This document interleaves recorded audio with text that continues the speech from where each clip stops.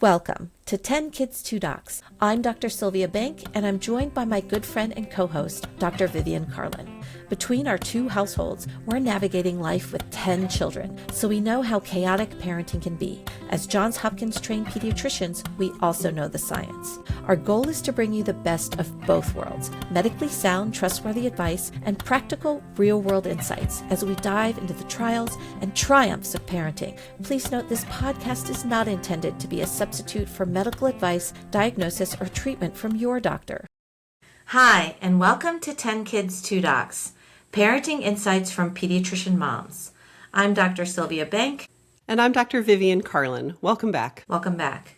We have a very special guest today. We are welcoming back our first guest speaker. She's back for more, and I would like her to introduce herself. Hi, I'm Dr. Cathy Parrish. I'm a retired pediatrician and single mom with about 40 years practice experience. Welcome back, Dr. Parrish. Thank you again for joining our show. For our listeners, this is now part 2 of our discussion on single parenting, and I'd like to refer people back to part 1, in which you described some of the struggles of single parenting and the encouragement you have for single parents. I want to clarify again, for those that have missed our previous interviews with you, we are talking about single parenting in the context of an unexpected event. Single parenting in and of itself is not considered an adverse childhood event. And you, Dr. Parrish, made the distinction in the context of that active decision-making of becoming a single parent versus a more traumatic or unexpected situation that altered the course of parenting so that you are now a single parent. I'd also like to refer our listeners back to our first episodes that we did with you on the death of a parent for more insight into how to care for yourself and your children while walking through that trauma.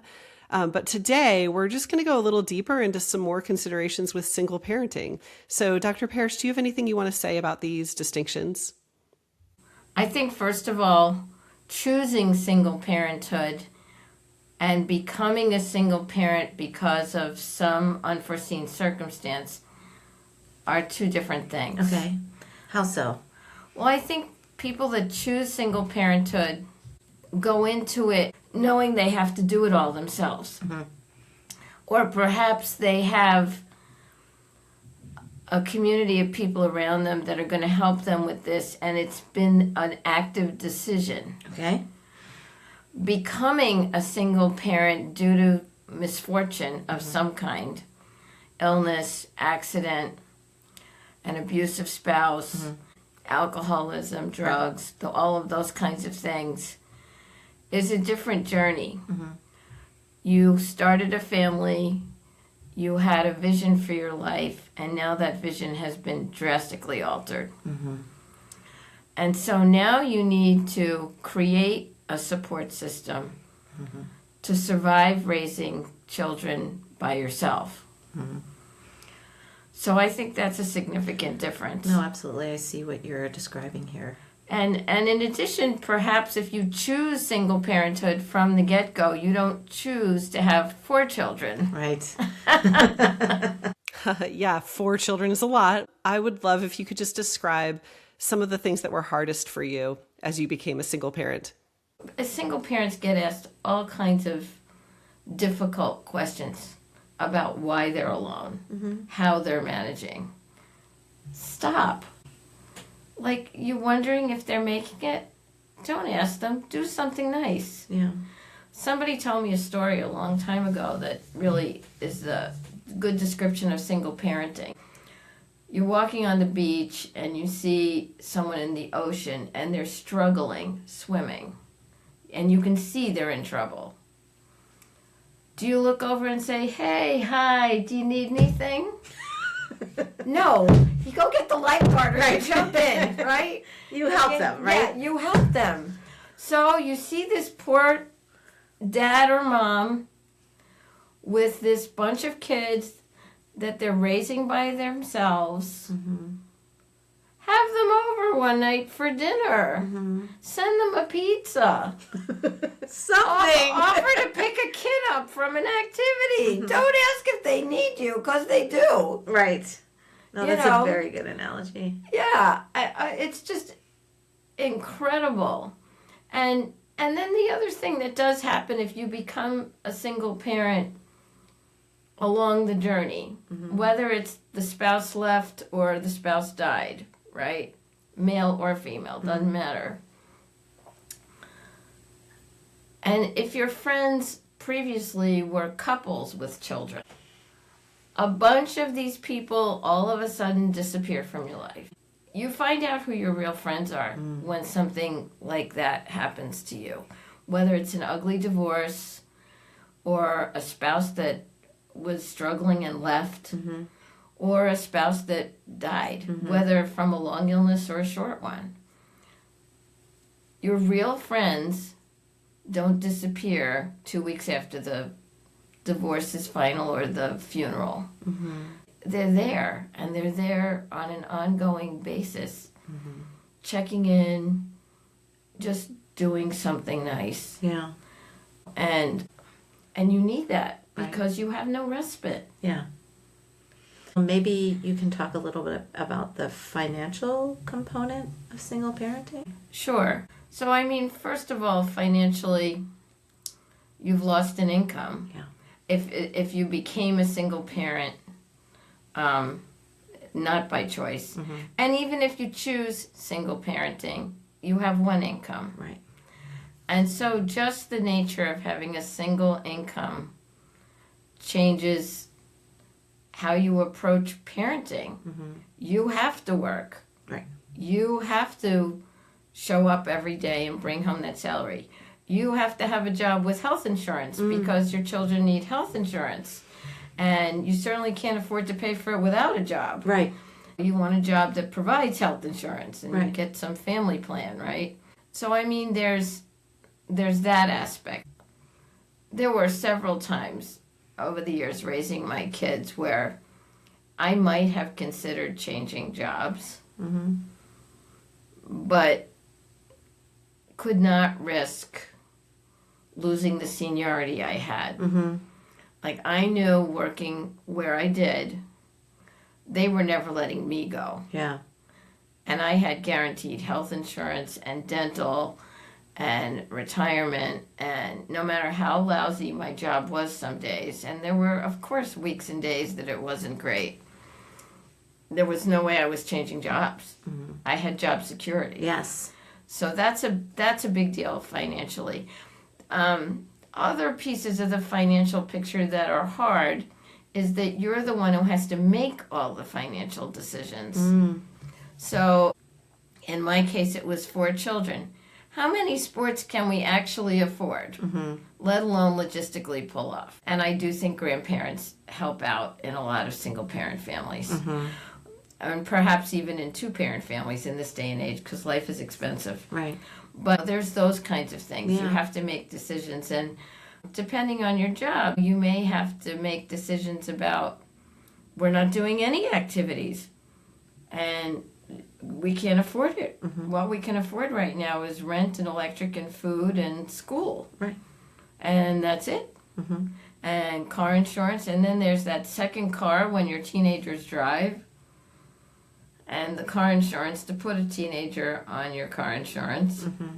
Horrifically expensive. Yeah. So, yeah, the finances are another big juggling piece. And I took care of lots of families where the single parent was usually a mom. And many of those people saw me once a year, tops.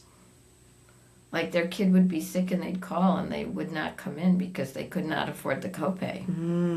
Even if it was like $30. They were single, and it was hard. Julie needs to be picked up from 2nd grade every day at 3, and mom works 9 to 5 and can't afford aftercare.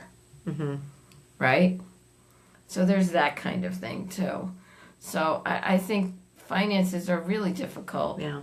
Like, they're not easy for anybody in this day and age, but more difficult for single parents. And the burden is bigger because you feel like, tag, you're it. Yeah. Because you are. Yes.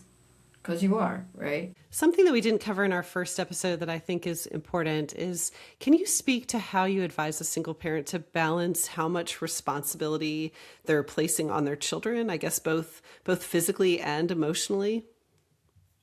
Yeah, that's a great question. As a single parent, so easy if you have more than one child to wind up making the oldest responsible for more than they probably need to be, right? Absolutely, I was guilty of that initially because you're floundering. In our case, it was probably more the physical than the emotional, but will you make the lunches while I change the loads of laundry? Mm-hmm. And, will you help Mitchell with his homework while I help Russell? So it's easy to fall into that. I would say if you're capable, every once in a while, try and step back and think about what each of your children really needs emotionally and what they need as a child. And it is hard. It is really hard as a single parent because you are running just as fast as you can to get it all done every day. It's like a marathon. It really is. And you wake up the next morning and it's still there. Mm-hmm. It doesn't go away. You go on vacation. It's not so much of a vacation. 4 children at the beach and I'm sitting there like the lifeguard, Mm-hmm. But yeah, it's very easy to lean on your kids too much when you're a single parent. And to be venting to them about things they don't want to hear about. Mm-hmm. There were times I would sit at the kitchen table and look at them and go, I don't know how we're going to afford this vacation this summer. And all 4 would look at me and say, we don't want to hear about that, Mom. Thanks, guys. Who else am I going to talk to? Mm-hmm. Hello, stealing van. Right. It's, I'm trying to have a conversation with them about our family and how we're going to move forward, and they don't want to hear it. On the flip side, your children see you. You're not invisible. And if they're getting enough nurturing from you, then there are times of their own accord. They just step up and help, mm-hmm. which is just a beautiful thing. And that happened many times. But they need to be kids. And that is difficult. Mm-hmm. That is difficult. And you just try. We can't expect anything more, right? No, you just try. Do you have any words of encouragement for those single parents out there? Yeah. First of all, I'm sure you're all strong people, good people, doing the best you can. And I think it's important to know that about yourself. And when everyone's throwing their opinion about what you should do at you, say thank you, walk away, bounce things off people you trust, make a decision, stick to it, and believe in yourself.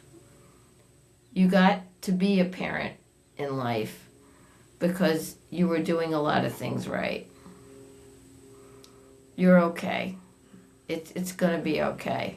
It's not going to be easy, but it's going to be okay. And you're going to have a really great bond with your children because you're their everything. For better or for worse. Mm-hmm. Kind of like a marriage. Mm. You're their everything. And they will cherish you. They will absolutely cherish you. It's going to be okay. And I would also say, if you are struggling, don't do what I did. Don't motor through for 10 years struggling. Go get help. There's plenty of good therapy out there. Go do a spa day and send your kids to a babysitter. Go join some activity that's once a week for an hour or 2 that makes you feel like a person. Take care of yourself. That will help you on this journey. You'll be a better parent for it. So I want to thank you, Cathy, for joining us for this second episode on single parenting. I'm sure it's not easy to talk about all these things, but I think your voice and your advice is really important for that parent out there who may be a single parent and may be struggling. So thank you so much for coming on to our show. It was my pleasure. This is 10 Kids, 2 Docs. I'm Dr. Vivian Carlin. I'm Dr. Sylvia Bank. And I'm Dr. Cathy Parrish. We'll see you next time. Thank you for listening to 10 Kids, 2 Docs, hosted and created by Sylvia Bank and Vivian Carlin. If you enjoyed this episode, please subscribe and recommend our podcast to other listeners. Visit our website at 10kids2docs.com, where you can find links to social media and leave comments or suggestions. Back next week with more topics in parenting.